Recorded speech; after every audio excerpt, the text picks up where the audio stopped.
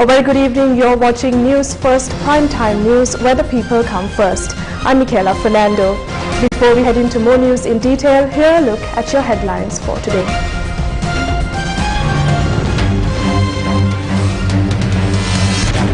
The Sri Lankan president is the most powerful president in the world, says the chairman of the UNP. වැටුණු රට කිසි සැකයක් නැහැ. එතුමා ඔසවා තබීමගේ පිළිබඳව වාද විවාදයක් නැහැ. Activist Senadi Guruge remanded. Ranil promised the European Union to abolish the PTA in 2017. A revelation by parliamentarian Sumandiran. Chinese fertilizer deal leads to losses. Udanga Veeratunga on the return of ex-president Gotabaya. Ranjan to be released tomorrow or Monday, says Harin Fernando. Another environmental disaster in Padiyathalava. Vajra Abeyvardhana is a member of parliament and the chairman of the United National Party. Speaking to reporters yesterday, he said that President Ranil Wickremesinghe is the most powerful leader among present-day world leaders. විශේෂයෙන් ජනාධිපති රනිල් වික්‍රමසිංහ මැතිතුමාට බොහෝ අය ඇඟිල්ල දික් කරන්න උත්සාහ කරනවා. They are accusing President Ranil Wickremesinghe as a person who uses suppression. Majority of the protesters who were present at the Aragale protest site did not want any acts of burglary or arson. They genuinely wanted to have a system change in the country, and I believe that Ranil Wickremesinghe is a leader who can deliver that system change. If you check the world index for the most powerful leaders in the world right now, you will see our ruler on top of that list. Some people cannot stand this, but we cannot do anything about it. It is the duty of our citizens to protect him. Even some international countries cannot stand this. Check the world index. We must make use of this leadership, and we have no doubt that this leader will rescue our nation from this crisis and restore our nation to her former glory.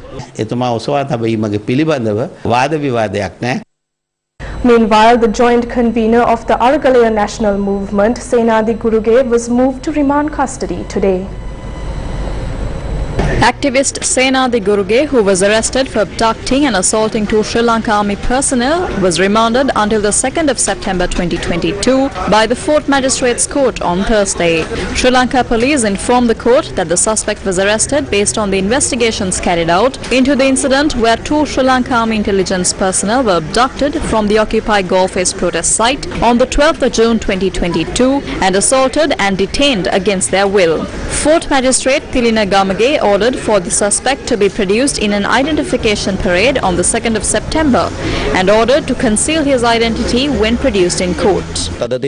He will be produced in an identification parade, but we need to know if the person who was said to have been assaulted was actually from military intelligence. Submissions were made today, and the judge noted that if there is acceptance on the assault, a motion can be filed tomorrow to act on Section 420. We will do so on Friday. A woman has also been returned to remand custody for pushing SLPP supporters into the Bere Lake. A woman who is said to have pushed Sri Lanka Parajana Peramuna supporters into the Bere Lake in Colombo on the 9th of May was further remanded to the 1st of September. Colombo Fort Magistrate Thilina Gamage ordered for the suspect to be produced in an identification parade on the 1st of September and to conceal the identity when escorted to court. The complainant did not appear in court. We request the court that an identification parade was not necessary as there is video. The case was moved to the 1st of September, and if the complainant does not report, the identification parade will be cancelled. The relevant order was made. All this is persecution. In the video, it is evident that no wrong was committed. A warrant issued against activist Lahiru Veerasekara was recalled today.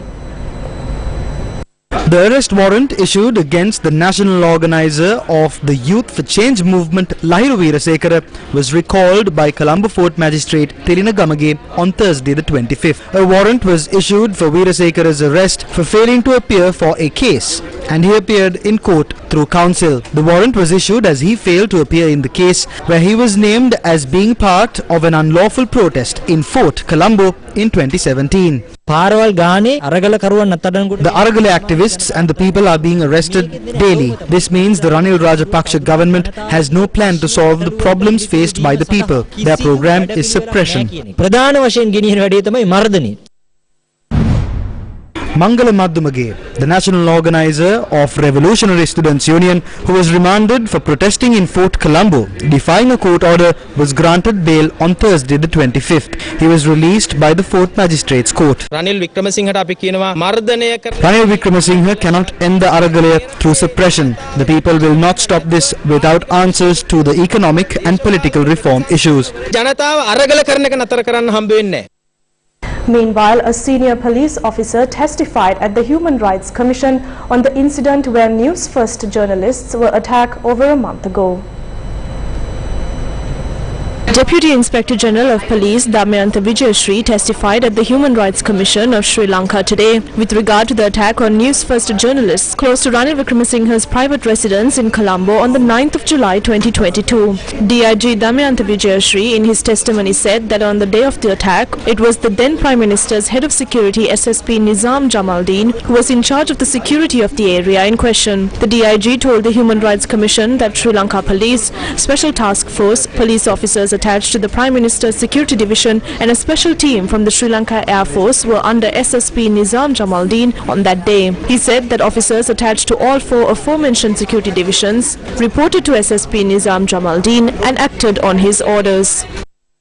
Professor G.L. Peris is the chairman of the Sri Lanka Podujana Peramuna, and he noted that the essential characteristic of a vibrant democracy is the availability of information to the public.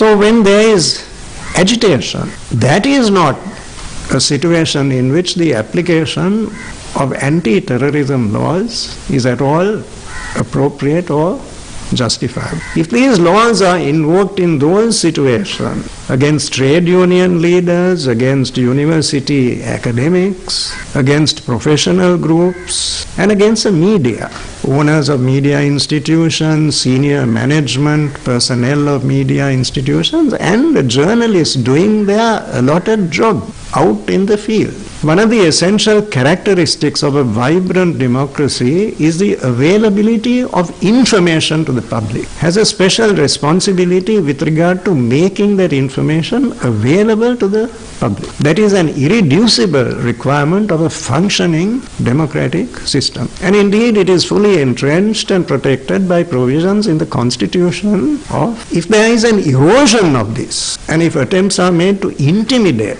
trade unions, academics, media, then there will be a shrinking of democratic space to such an extent as to cause grave problems, not only within the country but at the international level. On the 12th of September, the 51st session of the Human Rights Council opens in Geneva. On each occasion, any resolution, any debate, any discussion has focused very sharply on media rights. Indeed, they are not rights, they are duties. So this is a major part of the discourse in the Human Rights Council. The chairman of the Sri Lanka Podujana Peramuna also commented on the GSP Plus concessions. GSP Plus, Sri Lanka is not prepared to take more loans. That is not the answer to our problems. In that case, the emphasis will have to be on investment and trade. As far as trade is concerned, GSP Plus is a facility which is of enormous value to our country. So that gives us an enormous competitive advantage. But GSP Plus is not an unconditional gift to us. It is given to us at the expense of the taxpayers of Western Europe, and it is available only so long as Sri Lanka is in compliance with as many as 27 international instruments, including the International Covenant on Civil and Political Rights. So we have voluntarily, Sri Lanka has signed those agreements, we have voluntarily undertaken those duties and obligations. We are bound to honor them and to respect them in practice. Otherwise, GSP Plus is in jeopardy. In other local news, Venerable Pahiyangala Anandasagara Theru convened a press briefing to comment on the government's branding of protesters as terrorists.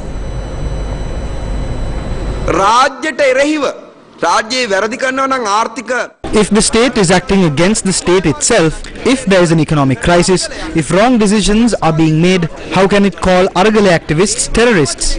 They will have to define these at the Human Rights Council in Geneva. They cannot lie. Currently, the human rights of this country are violated in public. Now in the face of this situation, Ranil Wickremesinghe will have to turn a page from Mahinda Rajapaksha. We clearly say that Ranil Wickremesinghe, Basil and the rest of the Pohottuwa and the United National Party will be accountable if the world imposed economic sanctions, political sanctions, and if our country is being influenced.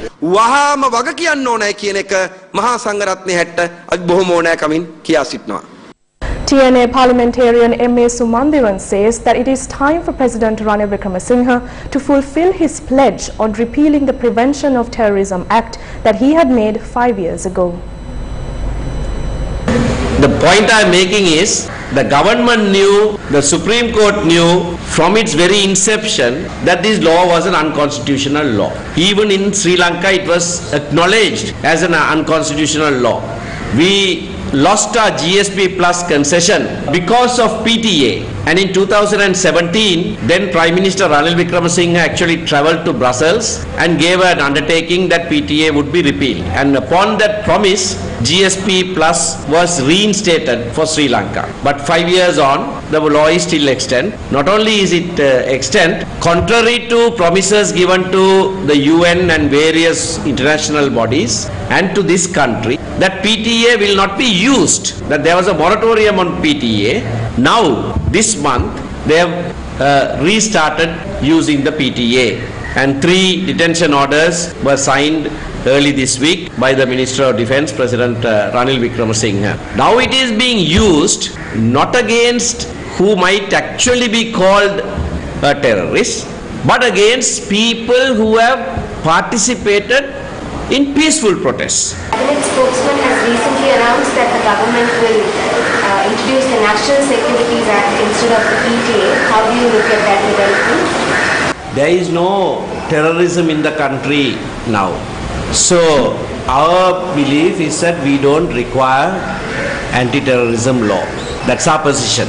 Now when the government says we are going to bring a new act, we can't comment on that unless we see that act. So merely giving it different names won't do.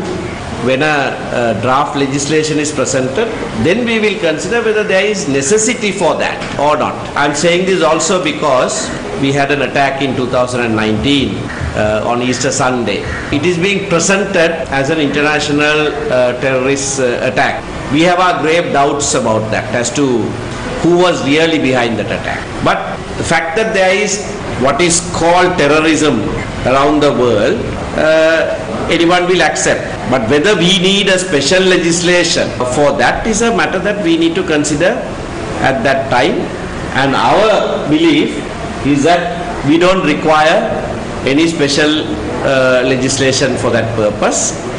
The ordinary laws are sufficient for that. In fact, as someone recently commented, this is an insult to the judiciary to have a law like this in our statute books. A program to obtain public signatures calling for the Prevention of Terrorism Act to be abolished took place in Colombo on Thursday the 25th. Who is carrying out intimidation and terror for political gains? Who is sending the police to stop three-wheelers with activists and press conferences? In every incident, they look for the cameras. They need video evidence to enforce the law. Why? That is where intimidation lies. This is their political program. It is the Ranil Wickremesinghe Rajapaksha group that is engaged in terror in this country. The Young Journalists Association, speaking to reporters in Colombo, condemned intimidation against journalists in Sri Lanka. මාර්තු 31 වෙනිදා Gotabaya රාජපක්ෂගේ Mirihana නිවසාසල There are more than 8 incidents that were carried out against journalists since the day Gotabaya Rajapaksa's house was attacked on the 31st of March. These incidents include attacks that were carried out against journalists, threats that were made on journalists, and then the arrests that were made. At least 10 journalists were attacked in these incidents. Then we have 3 incidents where threats were made upon journalists. It also includes 5 incidents where the journalists were obstructed from carrying out their duties. In addition to all these, they have now commenced investigations against some media organizations. They have already commenced an investigation against the Sirasa Media Network. Several journalists of the Sirasa Media Network and the owner of the network had already been called to the CID. On the 31st of March, the IGP had sent a letter to commence an investigation on the Sirasa Media Network. In this letter, he has cited the live broadcast of the protest as a reason to commence investigations. We have a serious suspicion now. They are attempting to ban some media organizations. Once they suppress these media organizations, it will be a walk in the park for them to suppress the citizens. During the recent past, 6 people were killed at shootings that took place during protests. But until today, only 1 person was arrested in regard to these killings. And this is also in regard to just one murder. The government made 10 attempts to kill people during these protests. They have only commenced investigations in regard to just one incident. They are sending a message out to the public to be careful. 24 shootings have been reported island-wide for the past 2 months. 8 corpses washed ashore. We don't know what they are doing about these incidents. The government is well aware about these corpses washing ashore, and they have allowed them to happen. We feel like we're living in a lawless state. කියන අපි ජීවත් වෙන්නේ දැන් මේ අපරාධ රාජ්‍යකද කියලා බරපතල සැකයක් අපිට ඇති වෙලා තියෙනවා. More headline making news follows this short commercial break. Stay tuned to News First.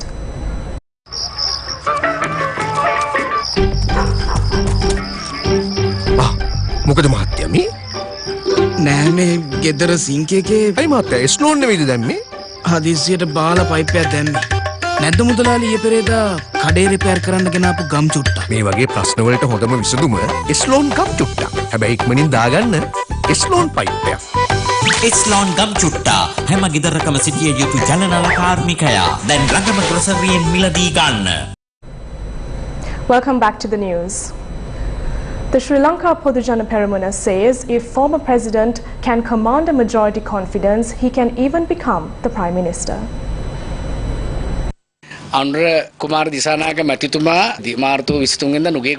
Speaking at a rally in Nugegoda on the 23rd of March, Parliamentarian Anura Kumara Disanayaka said the constitutional laws and regulations of the country are good for library studies and that he will speak of a method that goes beyond that later. They experimented that method on the 31st of March. Government properties were destroyed. Well-organized acts of destruction were carried out opposite the former president's house in Mirihana. It came to a point where the former president's life was at risk. On the 9th of May, they provoked a group of innocent people and committed this crime. Looking at the statement made by Sunil Handunetti and Lal Kanta, it is clear that a plan was afoot to burn down the parliament or to create problems. We saw Kumar Gunaratnam saying they don't care for the constitution in front of the police headquarters. He said they are operating as per a view that goes beyond the constitution.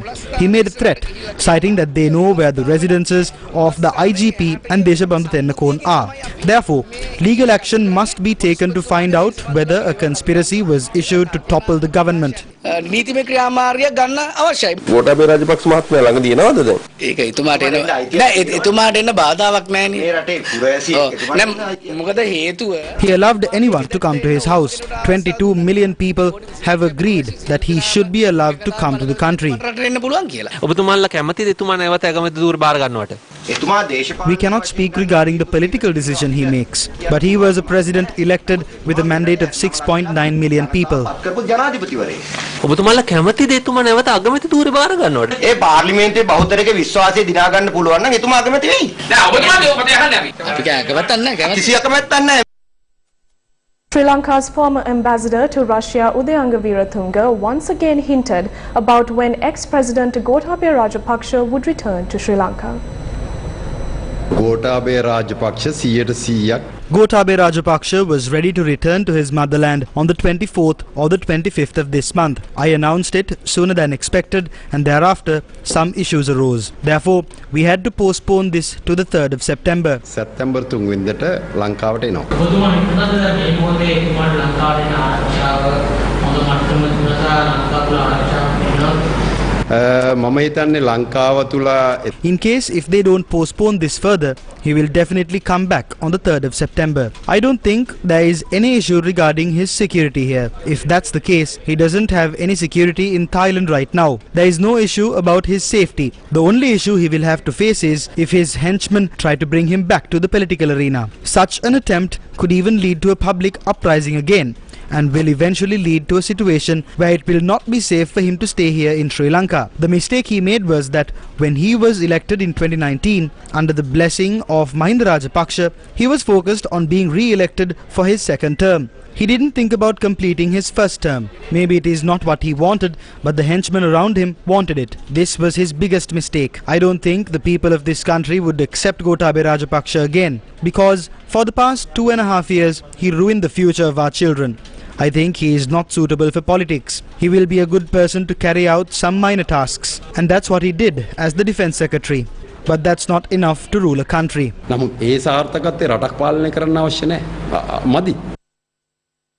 In more news from the political arena, reports are suggesting that former lawmaker Ranjan Ramanayake will be released from prison soon. Sri Lankan Minister Harin Fernando tweeted today that imprisoned former MP Ranjan Ramanayake would most likely be released from jail tomorrow or on Monday. The minister said the release will be on the request that was made by him along with many others to President Ranil Wickremesinghe. The minister also thanked Justice Minister Vijayadasa Rajapaksa, who worked tirelessly to make it happen. Ranjan Ramanayake, who is serving time for contempt of court, apologized to the court via an affidavit today. The affidavit produced to the court today notes that Ranjan Ramanayake apologizes to the court with regard to both contempt of court cases filed against him. In more local news, Qingdao Sivin Biotech Group Company Limited, the Chinese fertilizer company that was at the center of an organic fertilizer shipment controversy, has taken back the bond worth $5 million deposited by the country in Sri Lanka via an order obtained from a Chinese court. The Sri Lanka government recently paid $6.9 million in compensation to the Chinese firm for forcing the shipment to be taken back to China.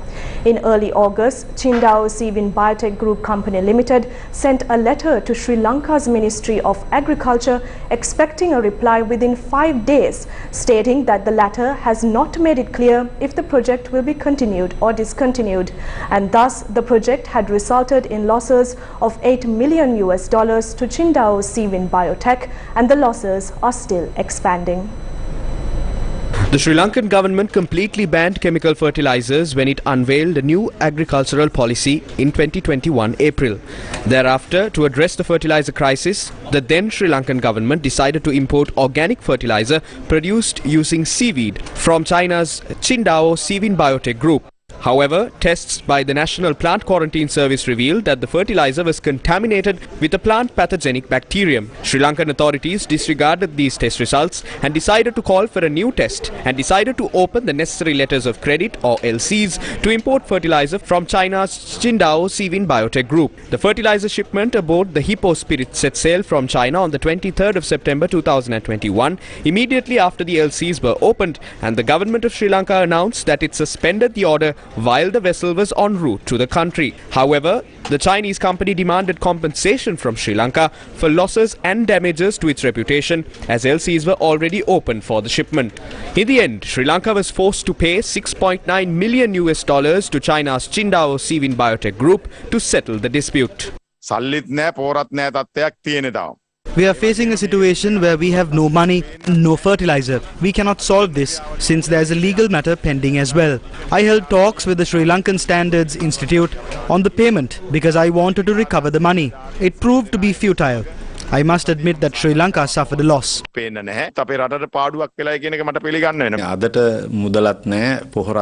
have no money and no fertilizer. The then cabinet of ministers decided to pay the $6.9 million.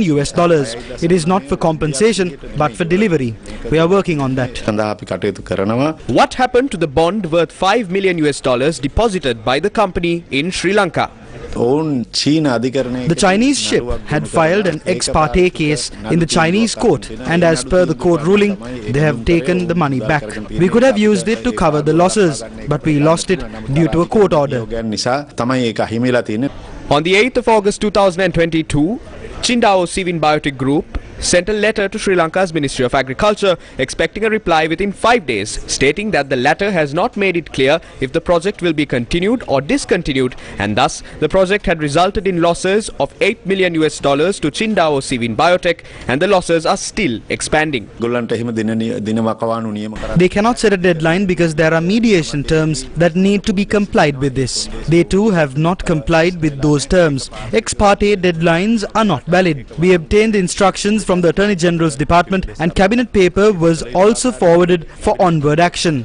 There is an agreement to obtain non-organic nitrogen-based fertilizer from the fertilizer company. When former President Gotabaya Rajapaksa decided to ban imports of chemical fertilizer, the sitting Agriculture Secretary was also the Agriculture Secretary at the time. The policy was changed without consulting the Agriculture Ministry. We tried to postpone the decision on moving towards organic fertilizer by another 2 years. We failed. Therefore, I resigned. Ever since Sri Lanka decided to completely ban chemical fertilizer imports, it has seen 5 agricultural secretaries come and go. The result was that Sri Lanka lost $6.9 million or 2.4 billion rupees. It must be noted that the money set aside by the Sri Lankan government to procure the Yala season harvest from farmers is exactly 2 billion rupees. If Sri Lanka did not have to make the payment to the Chinese fertilizer shipment, it could have used this money to purchase the Yala season harvest. News First with the people. Still in news here at home, Minister of Power and Energy Kanchana Wijesekara said that the unloading of the delayed super diesel ship began today. He further noted another diesel ship will arrive tomorrow. Fuel distribution did not take place at several fuel stations across the island today. Neither petrol nor diesel were distributed at any filling station in Kurunegala today, and long queues were seen near several filling stations to obtain diesel. A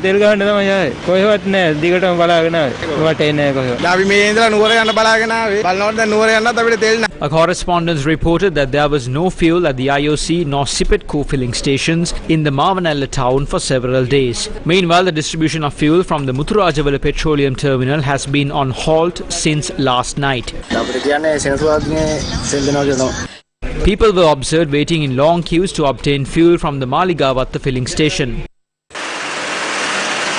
Minister of Power and Energy Ishu in a tweet stated that due to a delay in payment, the super diesel ship could not be unloaded on Wednesday. The minister stated following the payment, the unloading process commenced on Thursday. He further said another auto diesel ship is due to arrive on Thursday night and the unloading will take place on Friday. Minister Kanchana Wijesekara said that petrol is being distributed in certain percentages to most fuel stations with diesel stocks. The Twitter message further noted that the delay in unloading diesel has resulted in delays in the distribution of petrol. He noted that distribution from the Ceylon petroleum storage terminals will continue during the night to make up for the delays. Sri Lankan fishermen are continuing protests demanding kerosene to power their boats.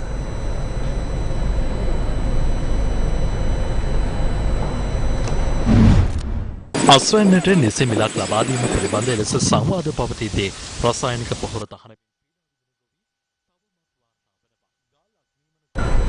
News First on several occasions reported on incidents of environmental destruction. Yet another incident was reported to us regarding a clearing of a forest land in the Kolamantalava region of Ampara. The Nakkola forest in Kolamantalawa is situated amidst the embrace of Madegala, Buluwegoda, Radalavinna and Parattakate mountains. The residents of this area consider this treasure a garden of medicinal herbs dating back to the era of King Buddhadasa. The villagers claim that many trees, including those with high medicinal value, have been cut down using chainsaws and other machinery by certain people. Around 8 acres have been cut down now. This area holds many valuable medicinal plants and trees. This is a medicinal herb garden that was made during the time of King Buddhadasa. It is apparent now that a large area of land has been cleared. The number of trees that have been cut down amounts to 493 trees, out of which 182 are large trees with highly valuable timber, according to the officials of the Forest Department. Due to the clearing of the forest, which is also a habitat for wild elephants, the villagers fear that elephants will trespass into nearby villages such as Miriswatta and Komana. Elephants have never been seen in our villages. They stay in these forests. When they are cleared, we are at risk. We might die away tomorrow, but our children will have to walk the streets with water cans looking for water.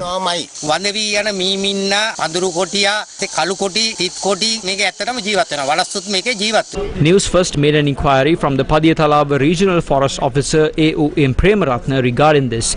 He said 3 people had been arrested and presented to courts.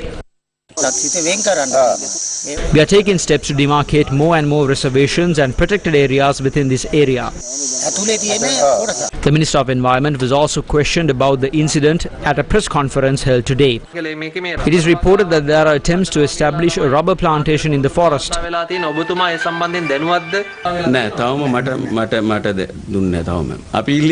No, I was not informed. We request those responsible to provide us this information beforehand. We will directly investigate this and take action. In more local news, Sri Lankan opposition leader Sajith Premadasa met with the fisher folk in Potupitiya. Sri Lankan opposition leader Sajith Premadasa met with fisher folk in Potupitiya Vadduwa on Thursday the 25th. We are in this crisis today because of the acts of the Rajapakshas. In one hand, they allowed the ultra-rich of this country to earn profits by giving tax concessions, and on the other hand, they ruin the lives of hard-earning people like the fishermen and farmers. Increasing kerosene prices was an inhumane act of the government. We know that sometimes you have to take hard decisions, but you should only take those decisions once you are sure that your people can at least survive and face it.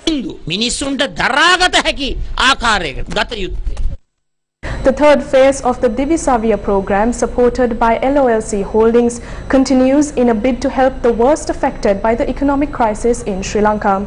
On the 20th day of the third phase, essential food packages were distributed to the poverty-stricken families in the Trincomalee district. Essential food packages were distributed in 2 locations in Trincomalee today.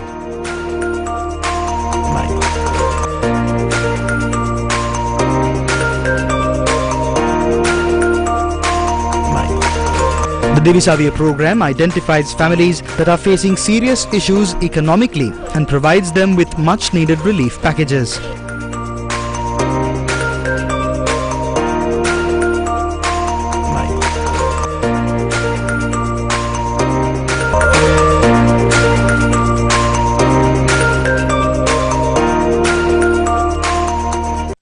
In more local news, another tragic death of a Sri Lankan leopard was reported from Navalapitiya, and the cause of the death of a leopard in Summerhill Estate was also revealed in a report. A juvenile Sri Lankan leopard was found dead at the West Hall estate in Navalapitiya today. 2 labourers from the estate had come across the leopard that was trapped in the snare originally set to trap wild animals and alerted the Gampola Wildlife Office. According to our correspondents, wildlife officers reached the location some 2 hours later and the leopard had already died by then. The leopard, believed to be 2 years old, was handed over to the Randanigala Wildlife Veterinary Office for investigations after submissions were made to court. The final report of the committee appointed to investigate the death of a Sri Lankan leopard at the Summerhill estate in Hatton was submitted to the Minister of Agriculture, Wildlife and Forest Resource Conservation, Mahinda Amaraveera, today. The report notes that the leopard was hanging from a tree for several hours after it entangled with a wire set up for snares in the Summerhill estate. The investigations revealed that as a result, the leopard's internal organs were severely damaged, leading to its death. The report also noted that the leopard was not crushed under the tree it was hanging from after it was cut down. The committee had made 25 recommendations to the minister in the report in order to protect and conserve the Sri Lankan leopard population.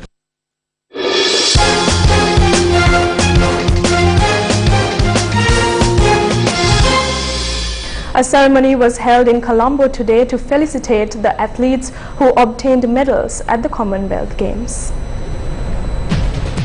The ceremony was held at the Olympic House in Colombo. Palitha Bandara, who won a silver medal in the para discus throw event, Lanka Kumara, who won a bronze medal in the 55 kg weightlifting event, and Netmi Ahinsa Fernando, who won a bronze medal in wrestling for the very first time in history, were recognized during the ceremony. Meanwhile, Sanjay Ganlat, the manager of Yupunabe Kun, who won the bronze medal in the 100-meter men's race, attended the event on his behalf. Officials of the National Olympic Committee and Sports Ministry joined the event. And that is a wrap of Primetime News on TV1. For all these stories and more, log on to our website www.newsfirst.lk. Take care and good night.